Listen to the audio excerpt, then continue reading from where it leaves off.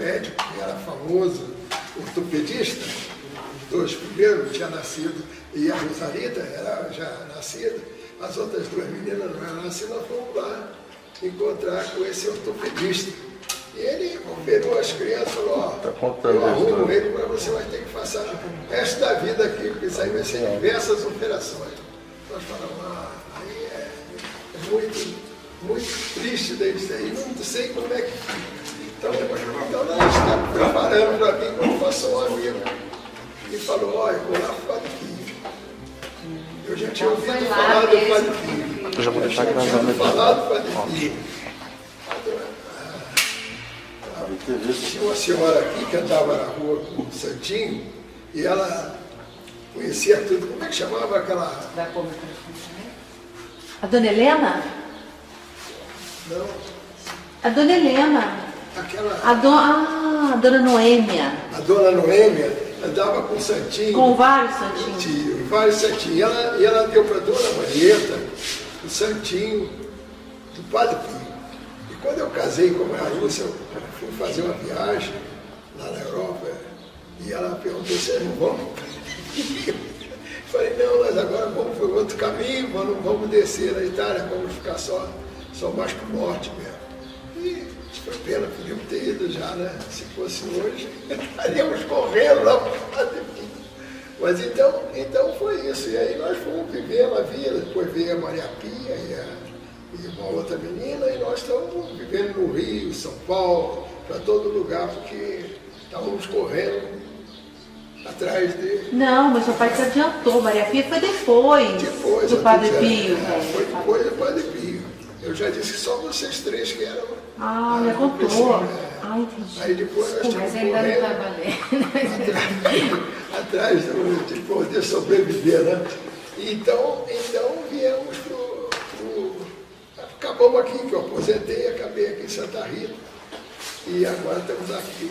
Então o que eu tenho do Padre Pio é que daí há uns 6 meses que eles passaram lá, eles passaram antes do inverno, e quando foi na primavera, ou foi em março lá, eu fui para o Padre Pio sozinho, de trem, desci no Padre Pio, olhei, parei lá na cidade de São Giovanni de Foggia, que é aqui São Giovanni Rotondo, está em cima de uma serra, como aquela do Paredão lá no fundo, e eu fui procurar um ônibus ou coisa parecida para subir, aí não tinha aquele horário, aí passou um automóvel e falou, o senhor vai São Giovanni, então o senhor senta aí, ajuda a pagar, ajuda os três a pagarem aqui, nós vamos para lá. Então, subimos para São Giovanni, eu entrei em São Giovanni, entrei no hotel, e tomei uma coisa e fui para a igreja. E ali eu fiquei olhando o movimento, né? E aí no dia seguinte eu saí para passear e apareceram umas pessoas lá de encontro. O senhor é da onde? Filhos espirituais do Padre Pio. Era infestado de gente, de filho espiritual, de todo mundo era filho espiritual do Padre Pio. Aí nós fomos para...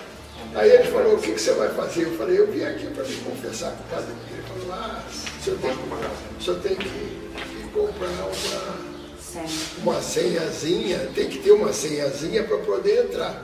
Então fui ver, e ele só confessa 10 pessoas por dia. A minha era 45, então eu tinha que esperar 4 dias. E aí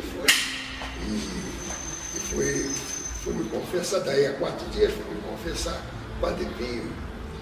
E ele estava ajoelhado assim num canto e uma porta. E a pessoa que ia lá debruçava sobre ele, só tinha onde ele ajoelhava, mas ele estava sentado e a gente ajoelhava nos pés dele, frente a frente, assim, 1 metro de distância, mais ou menos. E aí foi indo, e quando chegou, eu estava na porta, olhando o Padre Pio confessar. Aí fui confessar com o Padre Pio me olhou, quanto tempo o senhor não confessa? Ele faz uns 2 anos, ele falou, via, ora. Eu falei, não, ia fora. E aí eu fui embora. Chorei muito, porque eu sou católico desde pequenininho. pequenininho, reza o texto desde pequenininho, essas coisas todas. Não com aquele interesse, esse interesse de céu é mais próximo quando a gente fica mais velho. Sim. E aí as coisas pioram para a gente e melhoram para o céu. Antes era pior para o céu e agora melhor, não é? Realmente, sinceramente falando, certo? Eu tenho lido uns livros aí e todas as pessoas dizem assim, por exemplo, eu não sei, tem uma pessoa que fala, eu tenho 1000, é São Bernardo, eu pequei, mas pequei toda a vida. E agora eu recebi essa graça de ser padre aqui. Então a turma toda, nós somos iguais todos. Isso aí não tem dúvida quanto a isso. Isso é uma coisa que nós somos pacíficos, né? Mas aí eu fui embora, né? Aí eu fui embora, mas a hora que eu acabei de confessar, um falou, não fica triste não. Você vai voltar para o Padre Pio. Tem as manobras deles e realmente eu falei, aí uns 2 dias minha mãe com a minha esposa foram a Roma. Na volta de Roma, eles encontraram 2 padres que vinham de Roma para Florença. Foram de trem, voltaram de trem, os 2 padres estavam. Aí eles viram elas falando português e chegaram perto. Aí os padres, era de uma Irmandade Valobrosa, e eles tinham passado 3 ou 4 anos em Poços de Caldas. Eles falavam português. Aí foram juntos conversando, a minha mãe, a minha esposa e os 2 padres. E aí quando chegaram em Florença, ele falou, a igreja minha aqui, Santo Espírito. Aí eu fui conhecer os 2 padres no dia seguinte. Aí eu comecei a ir à missa todo dia dos 2 padres que eram italianos, eles rezavam a missa italiana e confessavam a mim em português. Né? Então estava bom. Aí foi passando o tempo, eu falei, agora passou o inverno, nós podemos descer todo mundo para lá. E eu falei para o padre que me confessava, o senhor vai comigo. Ele falou, mas não é o quê? Não, você não vai comigo. E como eu tinha as crianças, assim, todos eles gostavam de mim, falavam, eu vou com você, Silvio. Eu vou confessar com o Padre Pio. Se ele não confessar, o senhor vai falar para ele, pode confessar que ele está. Mas é verdade isso. E eu fui para o Padre Pio, fiquei, o padre, como tinha direito de confessar logo, ele arranjou para ele o lugar para confessar. Aí falou, esse aqui é meu amigo que vai na minha frente. E eu fui confessar no Padre Pio.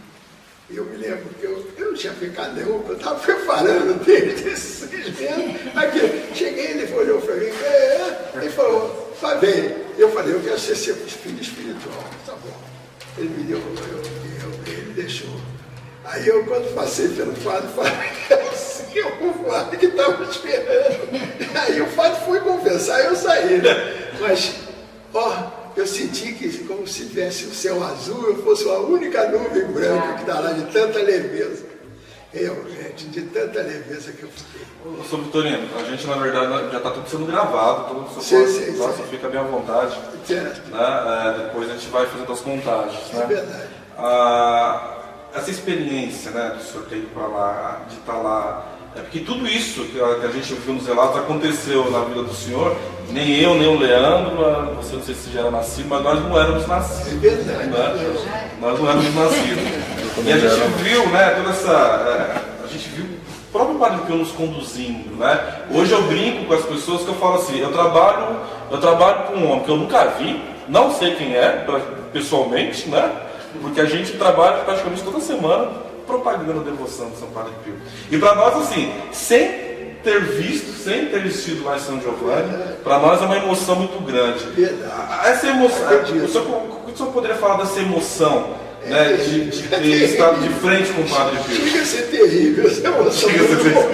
Na outra é doce. Quando a gente entrava na igreja, sentia perfume diferente. A minha mulher sentia perfume de jasmim, eu sentia perfume de outra coisa, quer dizer que eu Quem que sentia perfume de pau? E outras coisas. O Padre Pio, quando olhava para a gente, a gente sentia que ele penetrava dentro da gente. Ele sabia o interior da gente.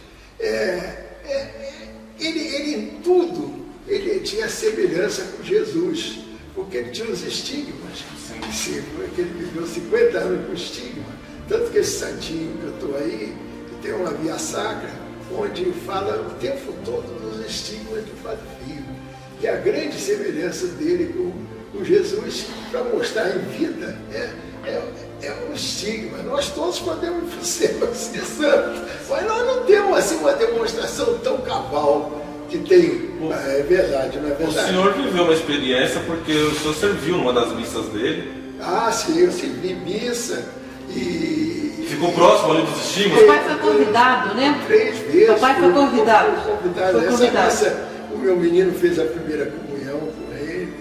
E nós vivemos, eu vivi, por exemplo, intensamente com o Padre Pio. Minha mulher tinha uns meninos para ver, coisa ficava mais afastada. Mas a missa cedo ela ia, tudo comigo. Mas eu vivi intensamente com o Padre Pio, mas não de ficar andando atrás dele, conversando com ele. Só nos momentos que ele aparecia. Aí eu sempre estava presente a gente fazia uma fileira de homem, ele, depois da missa, passava, ajudado por 2, e no fim, quando eu vim embora, já numa cadeira de roda. No ano seguinte, ele morreu. Sim. Você entendeu? E nós, então nós vivemos bem. Mas lá em San Giovanni, ele era um xerife, ele conhecia tudo que acontecia com a gente, você sabe disso. E essas experiências são o seguinte, teve tempo que teve um dia lá que a missa dele era às 5 horas da manhã. E eu vim assistindo todo dia. Quando chegou um dia, eu falei, hoje eu não vou. E a turma aprovou lá, minha mulher falou, bom, porque não vou acordar cedo, né? Aí eu bati, o despertador estava ligado sempre às 4h30, né?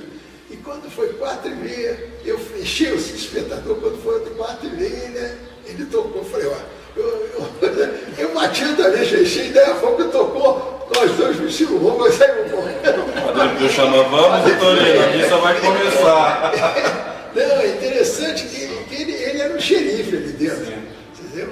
Então é interessante que essas coisas aconteciam assim, mas frequentemente, como por exemplo, tem pessoas aqui que rezam muito para o Padre Pio que me dizem, eu encontro, como eu disse no princípio, que tudo que eu perco eu encontro, e eu também digo para você, e chegou um ponto que eu perdei e as pessoas trazerem para mim, que eu perco. Mas eu falei, isso. O senhor teve um propósito para ir para São Giovanni? Foi de pedir pelos 2 meninos meus para serem curados. E o senhor sentiu medo nessa trajetória? Eles, e ele falou que não, eu vou pedir para Nossa Senhora para curá-los. Então, eu esperava, né? Mas a cura deles foi maior, foi uma cura interior para todos nós. Entendeu? Esse que foi um grande problema para que nós esperávamos, mas não ficamos tristes, porque nós ganhamos um outro pai, né? Então o Padre Pio, isso tocou sinceramente no meu coração. Ele avançou sobre o coração da gente. Agora, a vida lá era completamente, só se falava sobre o Padre Pio, que hora que era missa, que hora que ele ia aparecer. Ele tinha uma janela, que antes dele dormir, ele dava adeus para com lencinho, não é? Com lencinho. E essa janela ficava assim uns 50 metros de distância. E eu falava assim, Padre, não esquece do meu menino bovino. E a turma falava, aí o que estava do lado dele, tinha um padre que falava espanhol, Honorato, que ele chamava. E ele cutucava o Padre Pio, esse é o brasileiro que está berrando. Sabe que quando eu vou sair, estava todo mundo berrando, já acostumaram a berrar. E ele reconheceu a voz do senhor, né? Reconheceu. Reconheceu, não? Foi, porque aí o papai estava lá, falou qualquer coisa, falou, esse é o senhor que grita.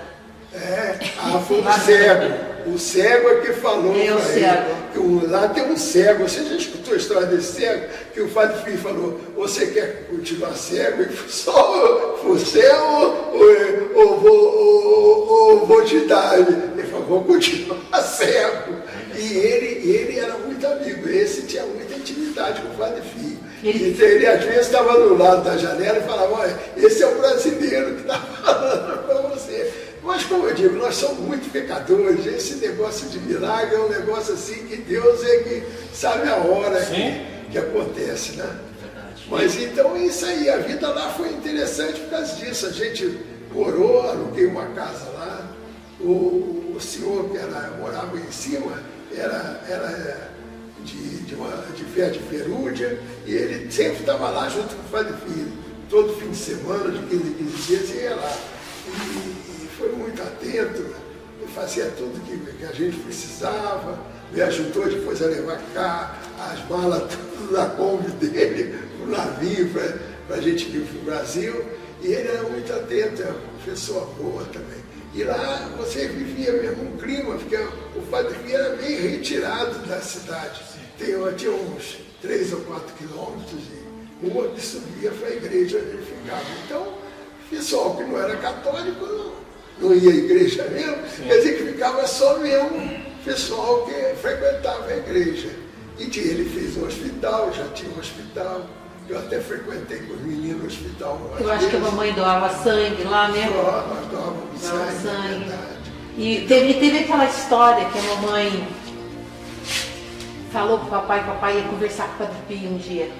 O papai ia confessar com o Padre Pio. Sim. E a mamãe ficou falando pro papai assim: fala que o Gustavo tem esse problema isso, tem problema aquilo, tem fibrose cística, tem isso, aquilo outro.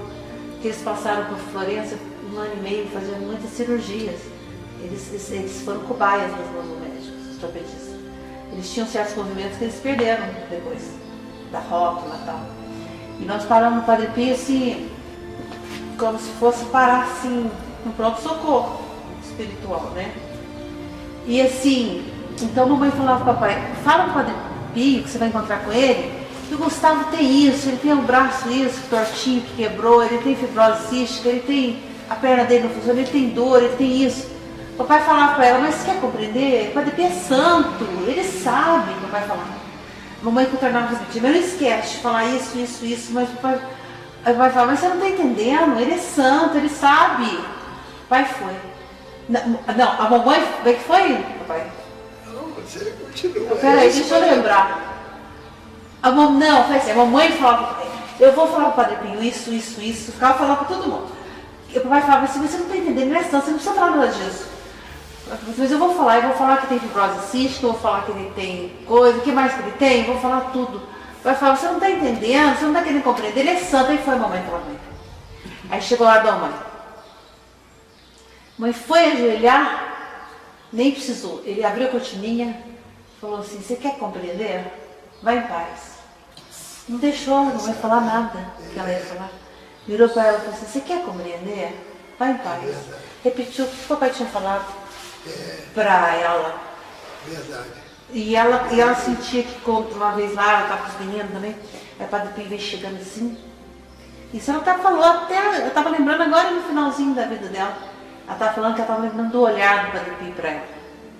Que ele pegou, fez um olhar assim, aquele olhar assim, penetrante. Ela falou: o que será que ele estava querendo falar para mim? Ela está falando agora, para mim, agora nos dias dos tempos. Falei: mamãe, não sei, ué, coisa boa só, né? Ela falou: nossa, eu tô lembrando daquele olhar dele penetrante. Ele olhou para mim, mas deu uma olhada séria. Eu falei: não sei. Mas ele era realmente, foi um santo, foi uma felicidade. A gente tem de encontrar um santo com os estigmas. Não quero dizer que tem muitas pessoas santas, os padres todos deveriam ser todos santos. Então, os mais famosos foram dele. Eu, na missa que eu ajudei, eu fui botar, ele tirava aquela eminente, como é que fala em francês, aquela meia-luva, tem um nomezinho em francês para dizer a luva que ele usava, só deixava os dedos de fora, e aquela tudo tampado, ele tirava aquilo para lavar a mão. E lá o vasinho tinha uma ponta grande, igual um regador. Eu comecei a virar, não saía. Ele falou: esbelto, quer dizer, depressa. Mas ficou parado, olhando, ficou bem parado. Eu fiquei diante da chaga dele, das duas, assim, a 50 centímetros, é um negócio assim que você... Se chegar a 50 centímetros das chagas, é um negócio... E ele que caíam pedacinhos de crosta, né? Verdade. Papai trouxe algumas relíquias, que são as crostas da chaga. Uma foi roubada junto com um carro, que quando meu irmão entrou na emergência no pronto-socorro lá no Rio, e morreu lá. O primeiro filho, o Gustavo, fez a primeira comunhão, que passou mal no Rio e faleceu lá. A relíquia que foi junto no carro, o ladrão levou o carro com a relíquia junto. Papai deixou o carro aberto, porque entrou rapidamente no pronto-socorro, a mamãe entrou e deixaram o carro, o ladrão levou. O outro deu para o padre Roberto Letieri, está lá em Cotia, na casa da Toca, né?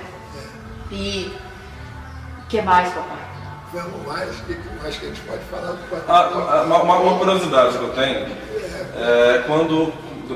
logo que houve a notícia que ele ia fazer a exumação do corpo do Padre Pio, isso para o senhor representou, qual foi a emoção de saber que o Padre Pio seria exumado e depois toda a questão de que o corpo estava corrupto? No dia que ele morreu, sim, nós estávamos numa fazenda e diz que todos os filhos espirituais... Não, mas antes disso, papai, antes do papai falar Não, isso. estou dizendo o dia que ele Antes morreu. disso falar isso, antes de contar isso, a gente estava aqui na imagem de São Miguel, né?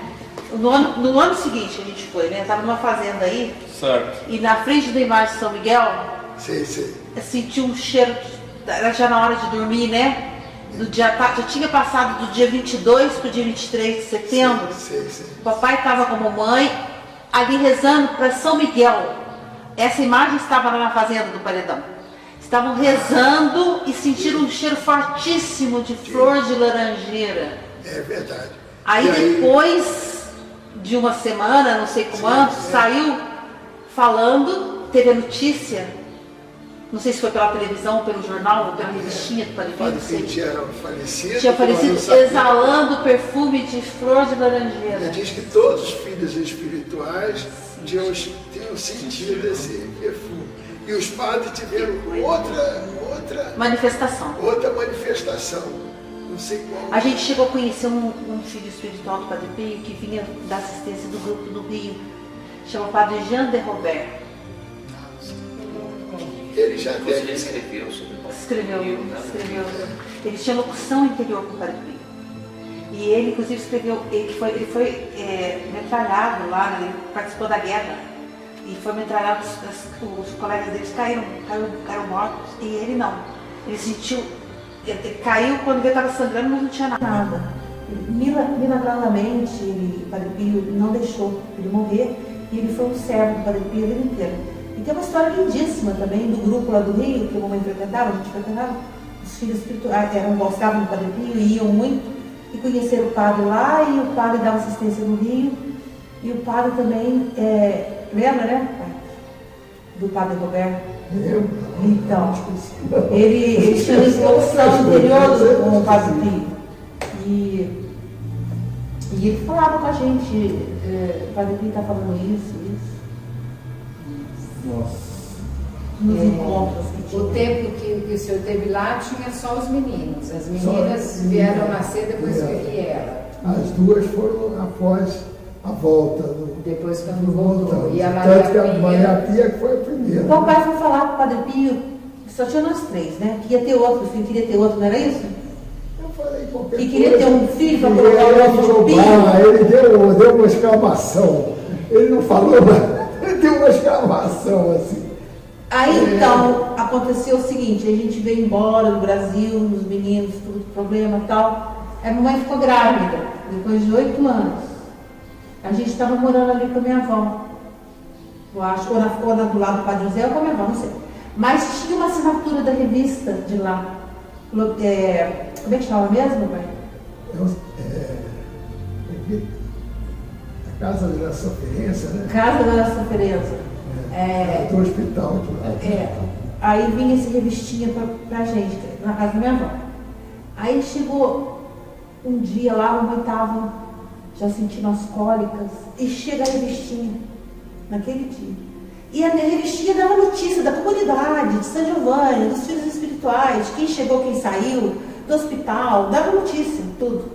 dos padres que frequentavam, cardeais, o que acontecia lá, os filhos espirituais, um monte de coisa.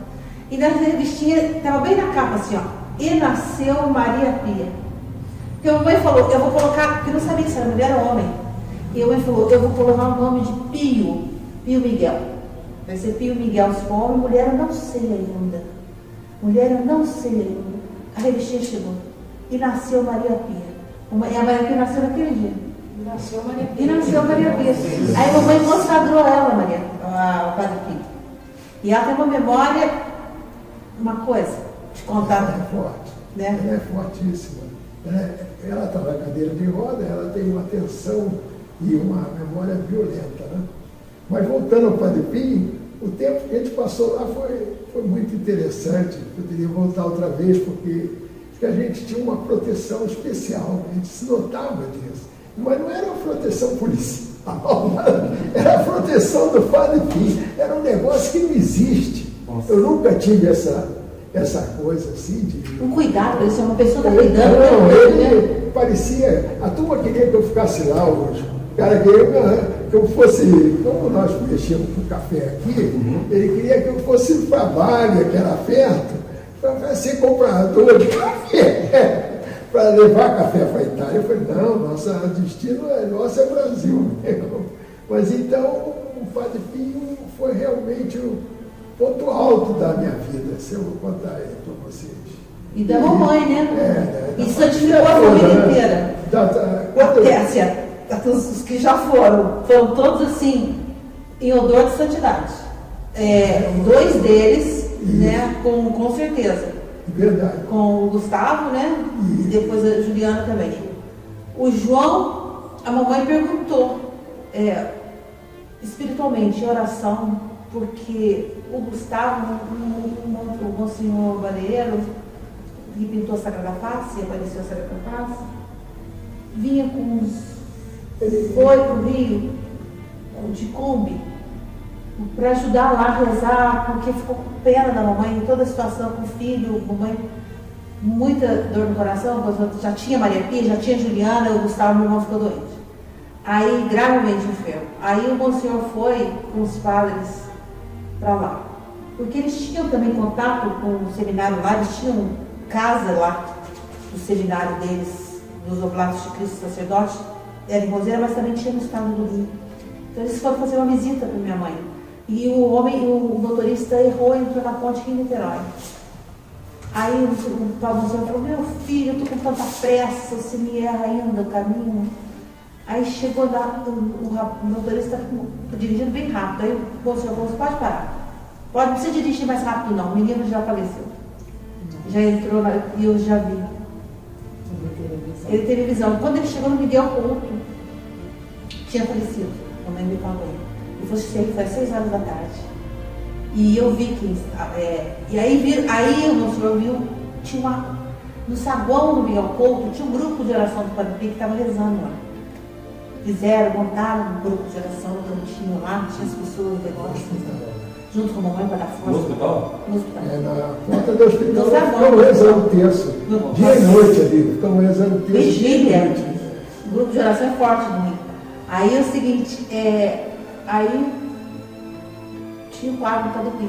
Aí quando o Monsenhor Baleiro entrou, olhou o quadro e falou, já sei quem estava com Jesus, o anjo da guarda dele, é ele.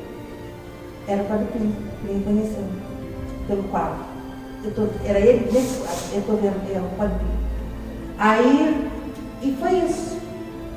Mas lá em São Giovanni a gente, como eu disse, a gente levava uma vida feliz, como depois, muito difícil de a gente arranjar novamente outro Padre Pio perto, né? Não consegue, é difícil mesmo, né? Esses santos que assim que Deus quer mostrar em vida são poucos, né? Agora que tem muitos santos, tem, mas se quer mostrar em vida são poucos. Mas nós sempre fomos bem quinhoados e santos, sabe? Porque eu estudei nos Maristas, até o ginasial, depois fui para o Santo Inácio, e no Santo Inácio tinha um padre lá que chamava, agora lembrar, que ia sempre jantar comigo Padre Leme Lopes? Padre Leme Lopes. É um Era um jesuíta. E sempre ele ia jantar comigo uma vez por semana. Com a gente, né? Conosco, com todos, né? Porque eles tiveram muita bênção na vida toda. Porque foi muito sofrimento, mas foi muito acompanhado por muito sacerdote. E comunidades, e sempre a casa sempre muito cheia.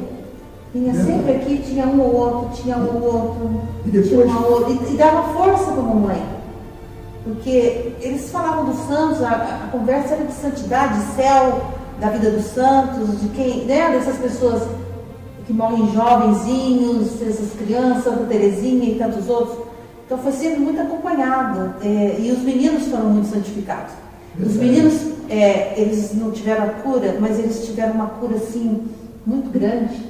Porque eles mesmo que ajudavam a mamãe e o papai a não esmorecerem. Eram eles os anjos. Eles falavam, que isso, não pode ficar assim. O Padre Pio está com a gente. Não vamos fazer isso não, isso aí não vale a pena. O meu irmão falava, isso aqui não vale nada no Rio de Janeiro, olhando para o mar, falava que vale estar em paz com Deus. Verdade. E o outro, ele ficava deitado no colchãozinho lendo só a Bíblia. Ele gostava disso, de comunhão. Então, a morte dele foi em odor de santidade. E a Juliana, minha irmã também, já estava... Nós conhecemos o Padre Roberto. O Padre Roberto. Aí veio a história da Juliana, que queria ir para a Toca de Assis, né? Não, apaixonou, queria seguir direto. E o Padre Roberto, muito em volta do Padre Pio, e arrastou a Juliana para no coração dela, sentiu o chamado. Ela estava fazendo o caminho. Mas ela falece no meio do caminho. Ela estava indo para Campinas, tudo, mas ela faleceu no meio do caminho. E também tem todos os detalhes, porque ela queria ficar com os irmãos de rua e ficar no sacrário. E ela já fazia esse caminho, indo para a eletrônica aqui, a escola, a capela dos jesuítas, ela ficava das 2 até ela ficava horas e horas na ética. Não era, dona Mira? A mamãe falava, leva uma banana, 2 bananas e água para você passar o dia, minha filha. Porque ela era bem tortinha e ela ficava na cadeira de roda. A perna dela era quebrada, meio dura. Então ela tinha uma posição, ela ficava, mas ali, para ela, ali era um sacrifício de louvor. Ela não via esse sacrifício. Quando tiraram o sacrário do centro da parede e colocaram uma tora na capela da eletrônica aqui, a gente ficou meio triste, porque estava acostumado com o sacrário lá, tão lindo. No altar colocaram uma torinha assim, uma cabaninha de madeira assim, bem simplesinha. A gente ficou tão chateado, puxa vida. Então... parecia um pombalzinho. Mas depois, eu entendi, minha irmã, e para ela chegar mais perto. Ela ficava ali, encostava a cabeça e ficava adorando Jesus com a cabeça acostada. Horas e horas, tomava água, virava, encostava a cabeça, tomava água.